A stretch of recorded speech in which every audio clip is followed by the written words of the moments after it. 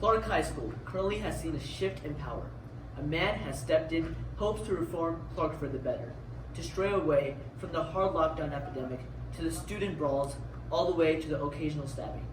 Although it has only been 3 weeks, major changes have been implemented to Clark, sparking controversy around the school. We would like to introduce Ed W. Clark's 2019-2020 school principal, Mr. Antonio Gold Rayel. Hey! Gold, I like gold, it's great. Good to see you, man. Thank you. Thank you. Thank you, man.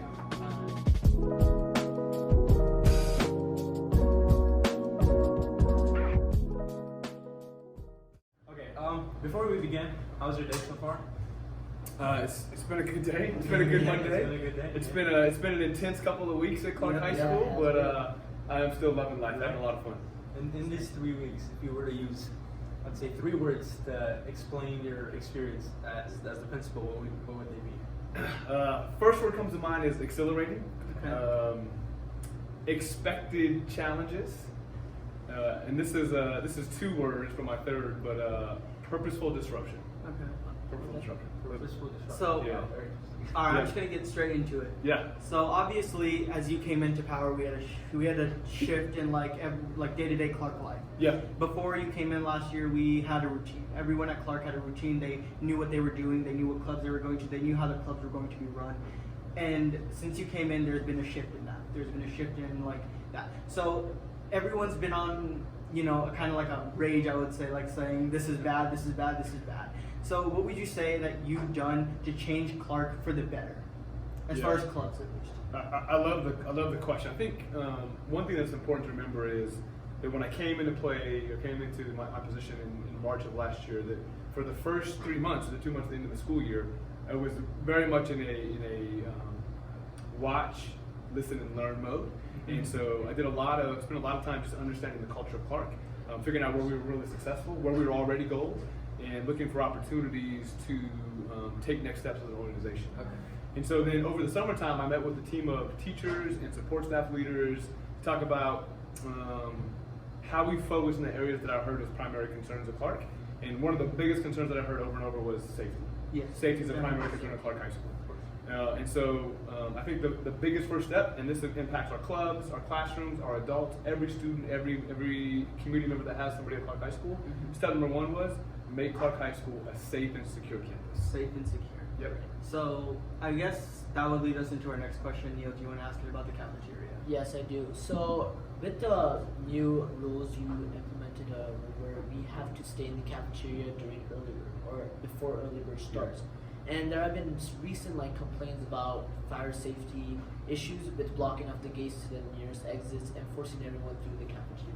Yes. So, do you have any idea what we could do to fix that, or why you're doing that? Yeah, absolutely. So starting with the why that protocol. So know that that I've worked with our police department to figure out what is the most secure way to take care of Clark High School. Okay. And so this idea of single point of entry is not an idea that's exclusive to Clark High School. So many schools nationally are doing now in light of the tragedies we had the last 4 or 5 years. Even beyond 4 or 5 years, honestly. The idea is if we control the traffic into the building at all times, we ultimately know who's in our building. Okay. And so, as you've noticed in the morning, the first week of school when you got there, and it looked and it felt really different to everybody. And, Yes. and by the way, the frustrations are warranted, right? Yeah. It feels like a different Clark High School Yeah, it does. in many ways. Yeah. In that first week of school, what did you see? You saw not just school police officers, but you saw Metro. Yes. Metro in full force all week long to convey a message that, hey, we are taking security really, really seriously. So, Jump in, go ahead. Okay, sorry. So I just wanted to, based off of the security policy and everything, you talked about how you want administration to be able to see incoming and outgoing students. Yes. So I just 2 quick questions. Yep. First, how would we be able to control every student coming in? I'm talking about if somebody were to walk in with a backpack, they could pose as a student. For sure. And secondly, you basically isolated the entrances to Clark into 3 places. Don't you think that putting a group of kids together in 3 isolated areas would be potential danger? So I love this question. There's a leadership phrase that says, "Don't let perfect be the enemy of good." Right? So what we try to do is take a step to make Clark more safe, but we didn't fix every problem. So we already had the problem of in the cafeteria of 1,000 students being there. Uh-huh. So we didn't change that issue. Right? That issue is there. It's just that there's a greater density of students now. Yeah. But the reality is we've always had 1,000 students at Clark High School in the cafeteria in the morning. Okay. Number two, to your point, like anybody with a backpack can walk into Clark High School at any time. That hasn't changed either. That is still a reality. Right. But as you know, visual presence is a deterrent. It's always a deterrent. So coming in one place, we begin to see the same faces day in and day out. So we begin to know who our students are, who they are not. So week one, we stopped 5 non-students from coming to Clark. 5 non-students from coming to Clark. Yeah. 3 were students from another high school, probably not the biggest threat. 2 were young adults from the community. Okay. And we caught them by way of coming in the doors because we begin to quickly know every face. So I don't know all 3,200 names of Clark High course, School, yeah. right? But what I can tell you is the faces, we all begin to recognize the faces every morning. And so the part of the conversation in the morning is we're not just standing out there saying hello. We're literally studying the faces that walk in the door so we get familiar with that face looks right, that face does not look right over time. I've also heard that you're going to start implementing student IDs and like photo IDs for every student, so you know they're a part of our school. Yeah, so it's a great question. So we were going to say require students to actually wear their IDs, lanyards. The more we thought about it, the fear was it became a false sense of security. Okay. Because I can easily take my lanyard off, hand it to somebody else, and they walk in, and from a distance I would say, oh, he has a lanyard, Right. he's clearly a student. And so we decided to go away from that. Okay. So what you will be required to carry the ID at all times. That way if you're ever in the hallway, you can pull it and show that you are a Clark student. But remember that as they come in the morning, in that dense area, to your point, that we have police officers there every single day. So in the event that there were some level of atrocity, your response time is now 5 seconds. As opposed to if you have students all over the campus that come someplace else, your response time is trying to figure out, first of all, where it's happening from around the campus. Okay. Then my question would just have to be like that 5 seconds, right? Like you say that 5 seconds. I mean, like from what I've observed, you may say these like I'm saying this with all respect. Yeah. All, Yeah, please. all respect. What I've seen is that there is an inherent what we see at Clark is at the entrances there aren't guards. So anyone could walk in. You say that we study faces, but if I walk in with I wouldn't do this, but if I walk in with a firearm, it's very easy for me to shoot everyone in 5 seconds. A 5-second response time is not enough when you have that many people grouped up in one place. Density clearly matters. Even if it's 1,000 people, you're now creating the density to be larger. Right. And then it's around the school. So, like you said, like if you want to get into your early bird teacher and you want to talk to them, that's allowed as long as you get the pass the day before. But what if I can't get a pass the day before? What happens then? As long as it's posing a security threat in the fact that there isn't a security guard at the front. And then around the school, wouldn't it be safer that we implement security guards around the school at almost every entrance rather than just having them congregated around the school in the wrong places? 100% agree. Okay. 100% agree. So this is a problem that every school is grappling with across the country right now. Is how do you make the campus the most secure as possible with a limited amount of security personnel? Sure.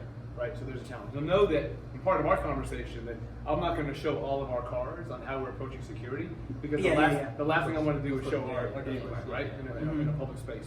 But yes, we have somewhere in the range of 45 exit doors at Clark High School. Yes. Right? So that in itself would take security of about 45 to 50 people. Okay. We don't have 45 to 50 security people, right? So the key becomes, how do you limit the doors that have access to where you can actually monitor those doors? Mm-hmm. And that way, again, like the reality is across our country and security anywhere is, we cannot stop atrocities. If we did, we'd already stop them. Clearly. Right? We would have stopped them. You can't stop them anywhere in casinos, you can't stop them anywhere. The key is what strategy has the greatest potential of preventing and decreased casualties in a situation. And the last thing we ever want is to have somebody in the building running reckless through the building where we don't know what's happening. Right? So the situation in the morning is we have controlled access, but really it's also about the entire day. What we don't want is doors to get propped open to become access points throughout the daytime. So you secure the perimeter, and so you have these closed areas to come in. The reality is having police in the front of the building, and you're right, 5 seconds is too late. It's significantly better than 60 seconds or 30 seconds, right? But density matters. I agree with the statement. Yep, I agree. But if there was, let's say there was potential danger outside, somewhere in between the PE locker rooms and the cafeteria, right? Like let's say that there was danger near an area where there was no entrance. Yeah. Then that 5 second no longer is 5 seconds. You need to find an entrance point where it's secured. but you cannot go to the nearest store. You still need to be able to find Yeah, the nearest and place like point. to add on to what Divij is saying, you only have those 3 exits, right? Those 3 exit points. Yeah. With those 3 exit points, what you're doing is you're funneling everyone through 3 exit points rather than the 45. You mean when we leave? Yeah, no, not when we leave, but like if someone were to come in Yep. and pose a threat to our school, Yep. you're funneling everyone through 3. Not only would the casualties be due to this person that's causing harm to our students, but it'd also be due to like funneling everyone trying to trample each other. So what do we do in case of like trampling and there's only being 3 exits? So is there a protocol that we follow as Clark students that we should know? Yes, be careful using that phrase of Clark shootings, right? Yeah. Like we don't put those words together Okay. because we never want to live in that reality. But Yeah. we're talking about if there's something that happens like before school, getting into the campus. Is that the question that I'm understanding? Yeah. I want to make sure I got it right. So like if there were to be a casualty, Yeah. if there were to be a problem, Yeah. what can Clark students do to best prevent themselves or best protect themselves from anything? If they weren't near that. those Yeah, three obviously if areas. anything were to happen, if there was a scenario. Yeah, that's a tough question. Yeah. Quite honestly, I guess I should back up at this point and tell this to you that this may not be well known by the Clark family. That I am a principal that has lived through is a really interesting choice of word, that has endured or experienced a better word, experienced the reality of a student being shot on my campus. Okay. And so I have walked through that. Happened right after school time. This was only a few years ago, right here in Las Vegas. And so I understand well what it looks like to create a school with security precautions and work with everybody from police departments and school police department to figure out how you make the most secure campus. That one occurred after school time. And so we had students out in the fields, we had students in all different places, and this was a campus that was already secured and locked down. We have a protocol in place to get students in the building as quickly as possible.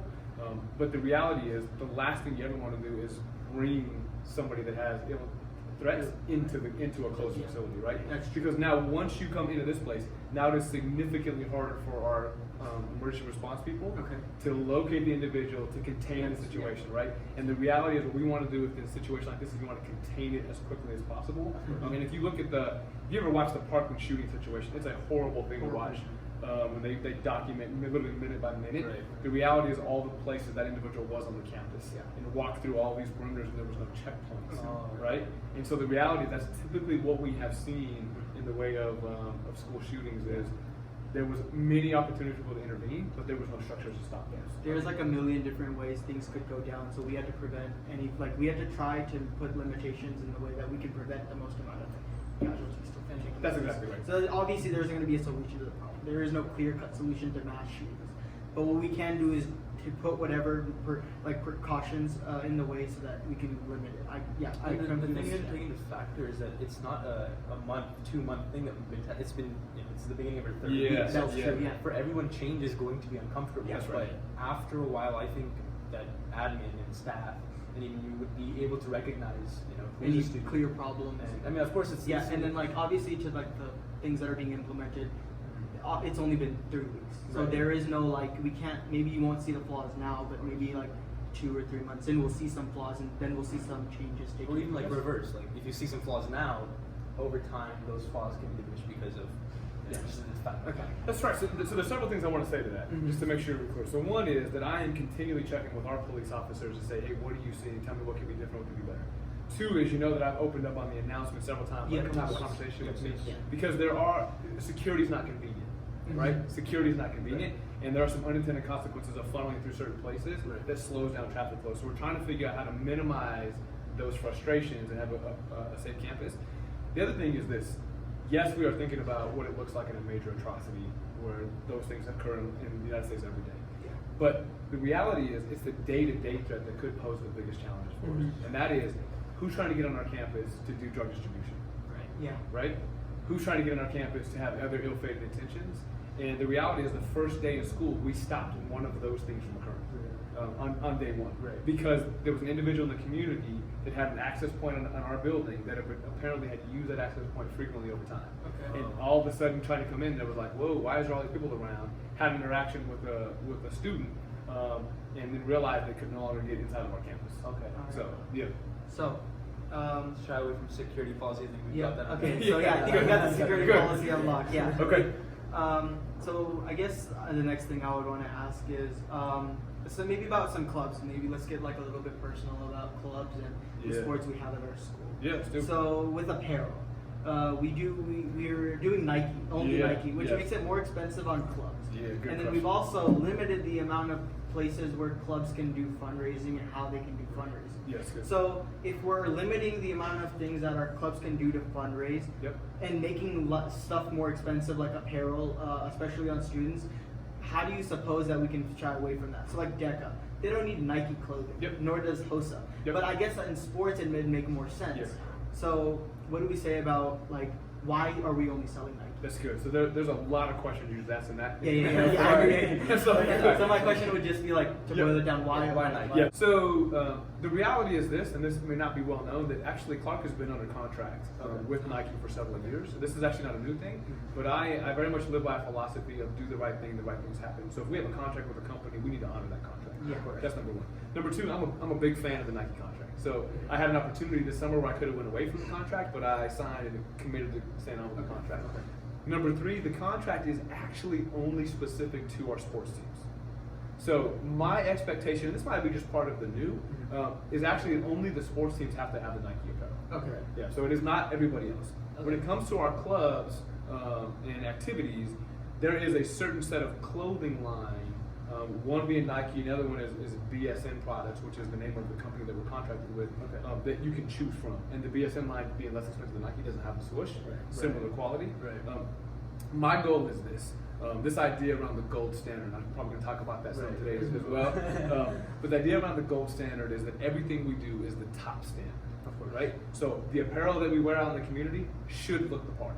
It should always look good, and it should look good from the first wash to the 15th wash to the 30th wash. And saying it respectfully, some of where we bought things in the past and kind of skimped on product quality, 3 or 4 washes, you could kind of see the quality wasn't very good anymore, and that's not the standard we want at Clark High School when you're out in the community. So that's the idea of framing what we wear. So what you're saying is these clubs have the option to choose from BSN products and Nike, but what you want is better clothing and better apparel, so you represent Clark as a better. That is said right on the money. That is right on the money. Well, there's a branding component to it, right? And so I understand why clubs at times use some different coloring for their stuff. Right. But here's the reality: if you see anything Nike, you know it's Nike apparel because it has the Nike logo. Right. If you see anything Golden Knights, you know it's Golden Knights. Right. So in the same vein, when you see something Clark High School, you should know, oh, that's Clark High School, right? And it should brand everywhere. So one of my requirements this year is everything has the new C on it. It's the gold C with the black horse thing. Everything has the C. And so you can still brand your club, but it's inside of the Clark High School brand. So no matter where you're at, I'm like, oh, I know that C means. That C means Clark High School. And everything gold and black. And we did this yellow thing for a long time. Okay. And that's exactly where we're about to go. Go ahead. Yeah, ask me the question. I'm ready for this. Why the change your color? Like obviously, like I understand you want to do gold, the gold standard. That is our thing, right? That is what we want to embroid into Clark. Yeah. Gold. Yeah. But people don't like it.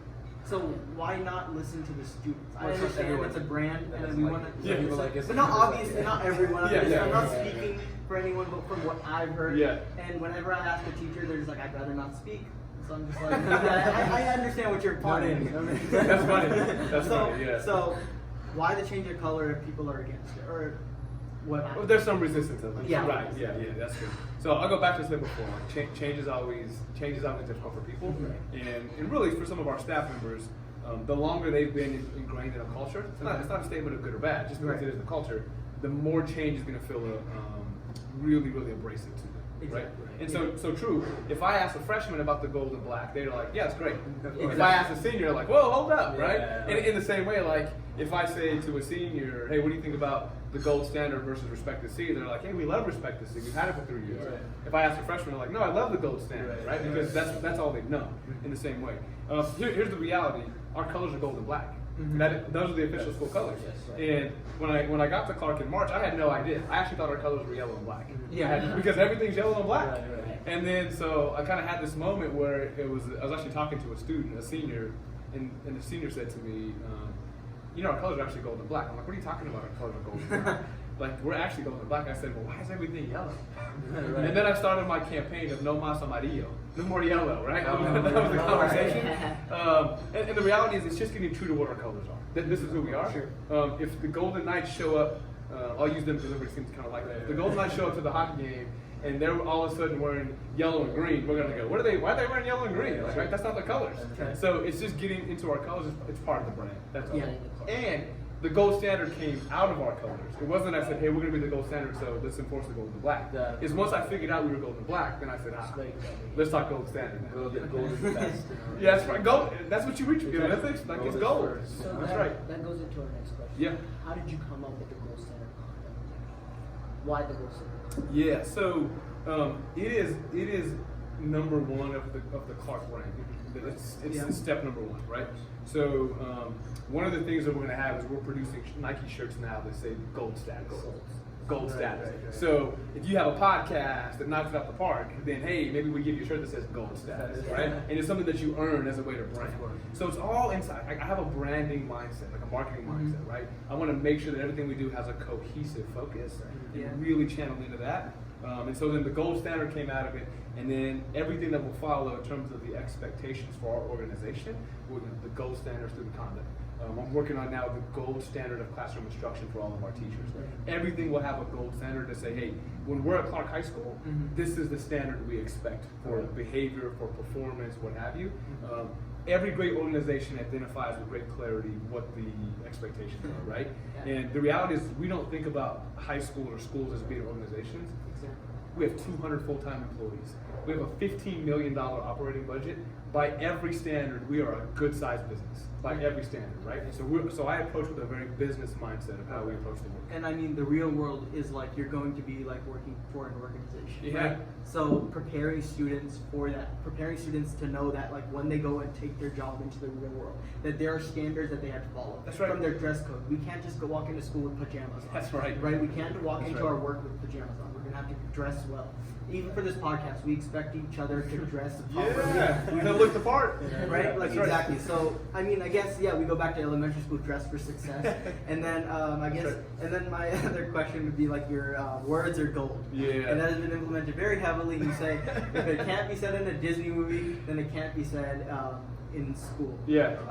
So my question would just be like, wouldn't that make like people going to the real world to be like, especially freshmen that are coming in, like super, I get, what's the word, like offended if someone says something mean to them. Like you're not preparing them for like what's in the real world, the harsh, cruel world.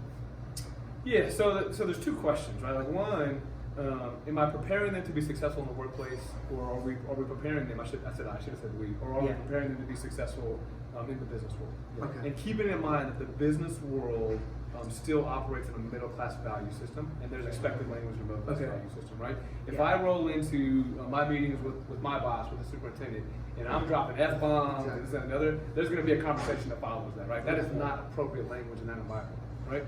If I'm hanging out playing basketball on a Sunday on a basketball court, the language that's acceptable might sound different. Not that I really use foul language, which is not my thing, but it's a different world. There's a different place for that.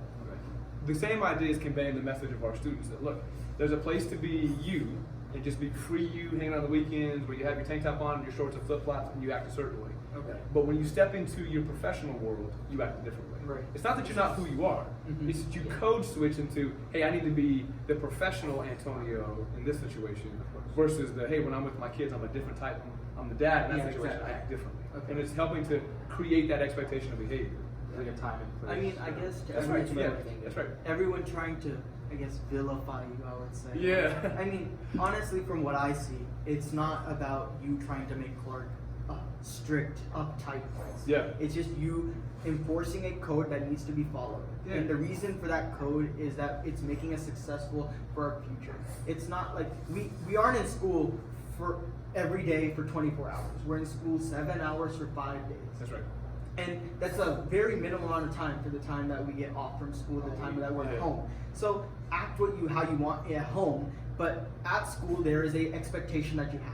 So you have to live to that expectation because that's how the work world is, right? That's right. You come into your job and you are expected to act as a role model for the rest of us. That's right. And just like that. I think yeah. the misconception is that it's not that when you tell kids that don't say foul language, it'll not prepare you for the world or like the outside world. I think it prepares you more, because when you are in the outside world and so many people obviously uses foul language, you are the responsible one in society to not follow society's negative patterns. Yeah, and I think don't crowd that I think that Mr. Rael is not like, although it's very hard just because it's change and a lot of us have to hold back. I think that it's bettering us for the outside world. I think that it's discipline. It doesn't matter where you are, who you are.